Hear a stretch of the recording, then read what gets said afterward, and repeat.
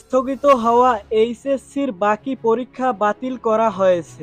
আজ এক সভায় এ সিদ্ধান্ত নেওয়া হয়েছে বলে একটি সূত্র থেকে জানা যায়। এমন তথ্য জানিয়েছে ঢাকা শিক্ষা বোর্ডের চেয়ারম্যান অধ্যাপক তপন কুমার সরকার। এর আগে পরীক্ষা বাতিলের দাবিতে দুপুর থেকে সচিবালয়ে অবস্থান করেন শিক্ষার্থীরা। যদিও এর আগে মঙ্গলবার 20 আগস্ট অন্তর্বর্তী সরকারের শিক্ষা উপদেষ্টা ওহিদুদ্দিন মাহমুদের সভাপতিত্বে একটি সভায় এইচএসসি ও সমমান পরীক্ষা 11 সেপ্টেম্বর থেকে আরও 2 সপ্তাহ পেছানোর সিদ্ধান্ত হয়। এ সময় তাছাড়া বাকি পরীক্ষা অর্ধেক প্রশ্নোত্তরে হবে, অর্থাৎ 50 মার্কে হবে বলে জানানো হয়েছে।